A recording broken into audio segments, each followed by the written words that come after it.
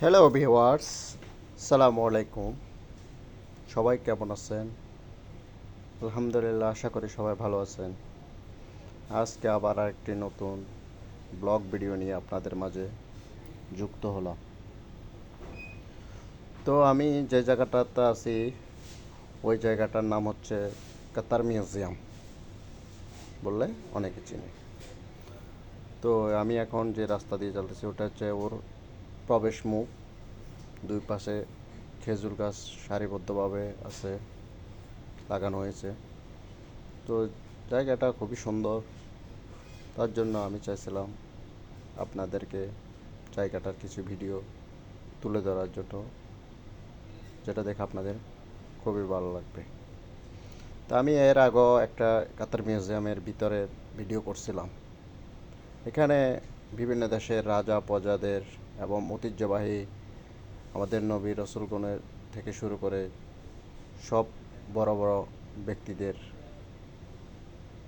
ওখানে সব ইতিহাস ফুটিয়ে তোলা হয়েছে বিভিন্ন বই বা কোরআন মাজিদের মাধ্যমে। বিভিন্ন এখানে সব লিপিবদ্ধ আছে। তা আমি অনেক ভিতরে গেছিলাম, বিভিন্ন দেশের কালচার এবং আমাদের আদিম যুগ থেকে শুরু করে যা কিছু ঘটছে সব কিছুর ছবি এবং ইতিহাস ওখানের মধ্যে মিউজিয়ামের ভিতরের মধ্যে আছে। তো এই জায়গাটাতে ঢুকতে হলে মূলত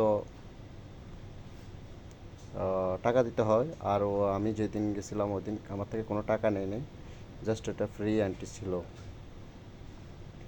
তো এখানে মূলত বাইরের দেশের ট্যুরিস্ট বলেন, এশিয়ার যারা এখানে কাজ করে সব লোক আসে দেখার জন্য। আর বেশিরভাগ ক্ষেত্রে শুক্রবারে বা বিভিন্ন বন্ধের টাইমের মধ্যে এই জিনিসটা খুবই জমজমাটি হয়। আর এই জায়গাটা মূলত তৈরি করা হয়েছিল সাগরের মধ্যে। আপনারা দেখতেছেন এই সাগরের মধ্যে এটা তৈরি করা হয়েছে এই মিউজিয়ামটা। এর নিচে একটা পার্ক বানিয়েছে খুবই সুন্দর, যেখানে বিভিন্ন মেলার আয়োজন হয়। আর আপনারা যেটা দেখতেছেন এটা হচ্ছে সমুদ্র, আর সমুদ্রের মধ্যে তৈরি করা হয়েছে এই মিউজিয়ামটা। তো আমি আসার পর থেকে আমি দেখলাম জায়গাটার ভিডিও করলে কেমন হয়, বা জিনিসটা অনেক সুন্দর। সেই জন্য আমি চাইছিলাম ভিডিওর মাধ্যমে আপনাদেরকে কাতার মিউজিয়ামের আপনাদের মাঝে তুলে ধরার জন্য। তা আমি ধীরে ধীরে সামনের দিকে আগাচ্ছি, ভিতরে ঢুকবো, দেখব ভিতরে আরও কী কী আছে। তো এর আমি আগেও একটা ভিডিও দিয়েছিলাম, যেটাতে আমি সব কিছু ভিডিওর দৃশ্য আপনাদের মাঝে তুলে ধরলাম।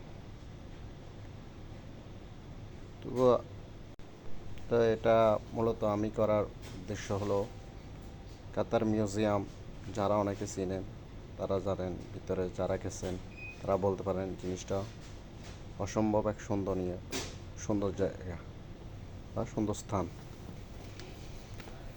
তো ভিডিওটা আপনারা সবসময় আমাকে ভিডিও দেখেন এবং আমার ভিডিওতে কমেন্ট করেন যে ভালো ভালো ভিডিও চাই বা সুন্দর সুন্দর ভিডিও চাই। তো আমিও সবসময় চেষ্টা করি ভালো কিছু আপনাদেরকে উপহার দেওয়ার জন্য। তো দেখা হবে আবার কোনো পরবর্তী ভিডিও নিয়ে আপনাদের মাঝে। সে পর্যন্ত সবাই ভালো থাকবেন, সুস্থ থাকবেন। আল্লাহ হাফেজ। আমার ভিডিওটা কেমন লাগছে সবাই কমেন্টে জানাবেন। ধন্যবাদ সবাইকে। আবারও বিদায় নিচ্ছি। আল্লাহ হাফেজ।